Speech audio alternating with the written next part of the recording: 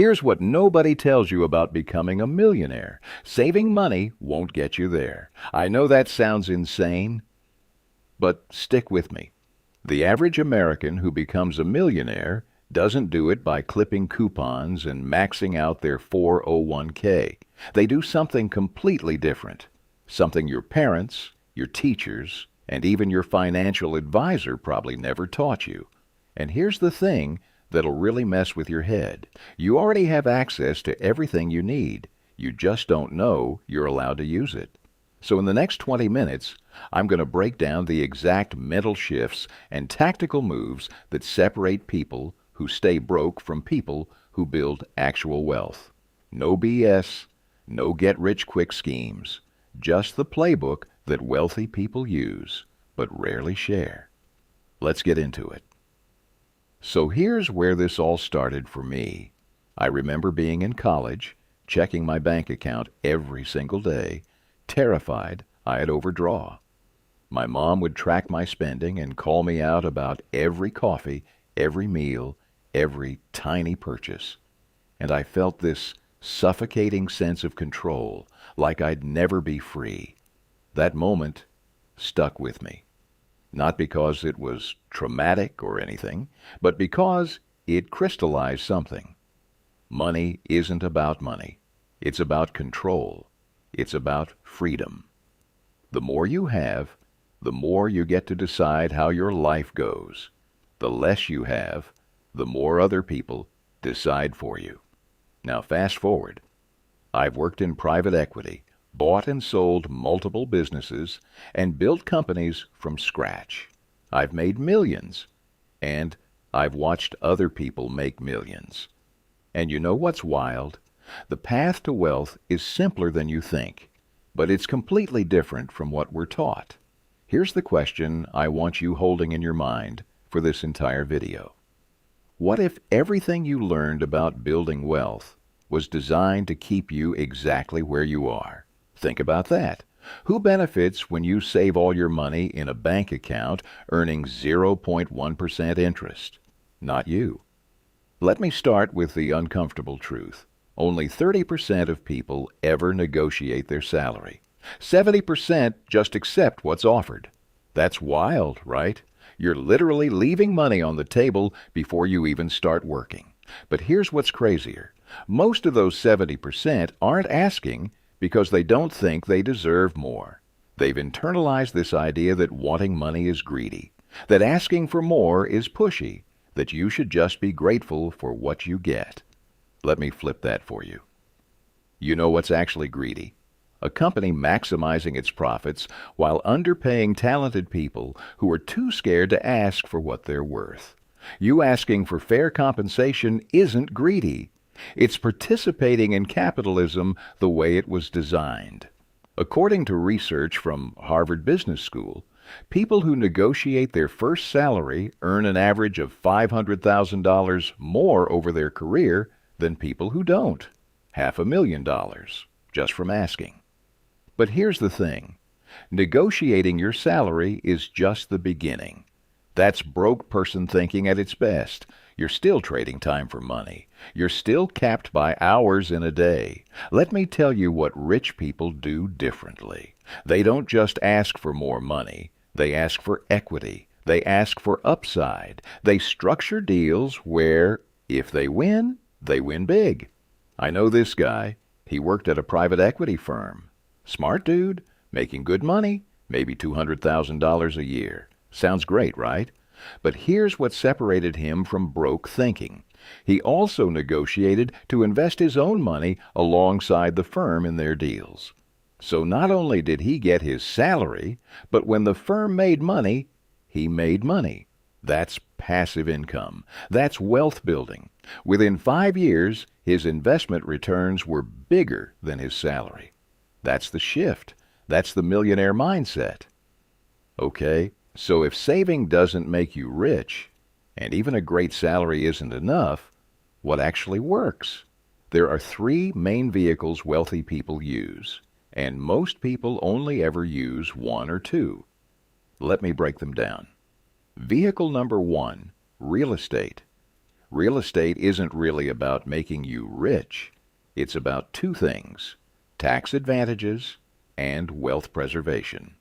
You buy property, you depreciate it on your taxes, you save thousands, you hold it for 20 years, it appreciates. You've preserved your wealth against inflation. Is that valuable? Absolutely.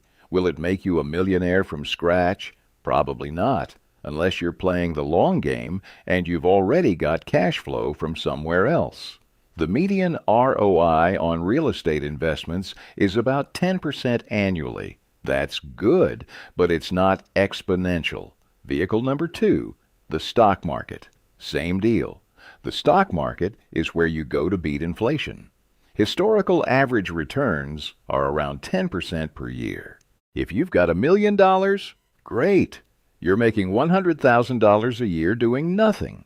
But if you're starting from zero, that 10% compounds slowly. It works, but it requires time and capital you might not have yet. Vehicle number three, business ownership. This is where millionaires are actually made. Business ownership is the only vehicle where you can get infinite returns. You can buy a business for $100,000, grow it to $500,000 in revenue, and sell it for $2 million. That's a 20 times return. You can't do that in real estate or stocks, not consistently. Here's a stat that'll blow your mind. Businesses purchased with SBA loans have a failure rate of less than 10%. Think about that. A 90% success rate. Compare that to startups, which have a 90% failure rate. So why doesn't everyone just buy a business? Because nobody teaches this. Your high school didn't have a class on business acquisition. Your parents probably don't own a business. The infrastructure doesn't exist like it does for real estate. But that's changing. And you're early. All right, let's get tactical. If you want to build wealth, here's the framework. Step 1, maximize your income first. Before you do anything else, get really good at your job and negotiate aggressively, not just salary. Ask for performance bonuses tied to metrics you can control. If you increase revenue by 20%, you should get a cut.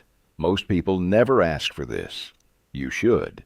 Employees who tie their compensation to performance metrics earn significantly more over time than those on flat salaries. Step 2. Invest in cash-flowing assets. Once you're maximizing income, don't just save it.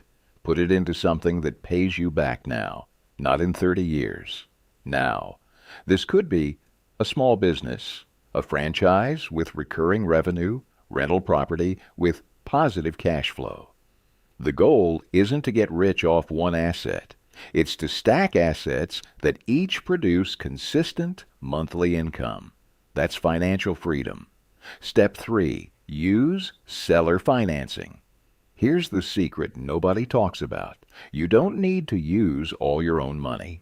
Many small businesses are sold using seller financing, which means the seller lets you pay over time using the business's own profits. You can literally buy a business and have it pay for itself. I know what you're thinking. This sounds too good to be true. It's not. It's just how deal-making works at levels most people never access. Step 4. Scale through systems. Once you own one cash-flowing asset, you clone it. You hire operators, you build systems, you repeat. This is how you go from $100,000 a year to $1 million a year. It's not magic. It's multiplication. Here's the part nobody wants to talk about. Building wealth will cost you relationships. I'm serious. Every single successful person I know has had to leave people behind, not because they're mean, but because growth requires change. And most people don't want to change. You're going to have friends who make fun of your ambitions, family members who tell you to be realistic, colleagues who gossip when you ask for a raise. And here's the hard truth. You can't bring everyone with you. You're the average of the people you spend the most time with. If those people are comfortable being broke, you will be too. But here's the flip side. When you start winning, when you start building real wealth, you attract different people, builders, risk takers, people who think big, and those relationships are worth more than money. I had a business partner once, someone I thought was a friend. We did a deal together, and it went south. Not a huge loss financially, but the relationship fell apart. It hurt, but I learned something. I was doing business with a friend instead of making friends through business. Big difference. Now, I only work with people I've known for over a year. I watch how they handle failure, how they treat people, how they show up when nobody's watching. That's the filter. So here's the question. Are you willing to be uncomfortable? Are you willing to be the person who asks for more, who takes risks, who builds when everyone else is consuming? Because here's the reality. It's not glamorous at the beginning. But if you push through that phase, if you build something real, you unlock financial freedom that a 9 to 5 will never give you. So, let me bring this home. You don't need to be smarter than everyone else. You don't need a fancy degree. You don't even need that much money to start. What you need is permission to want more and the willingness to do things differently. Here's what I want you to walk away with today. Stop saving your way to wealth. Start earning your way to wealth. Negotiate. Take on projects with upside. Ask for equity. Buy cash-flowing assets. Things that pay you every single month. Use other people's money. Leverage capital. And get comfortable being uncomfortable. You're going to lose friends. You're going to fail. People will question you. That's the price of admission. But here's the promise. If you commit to this, your life will change. Not overnight, but over time. And 5 years from now, you'll look back and realize you're living a life most people only dream about. So here's my challenge to you. In the next 24 hours, do one thing that scares you financially. Negotiate a raise. Research a business. Reach out to someone successful. Just do one thing. You've got this. Now go build.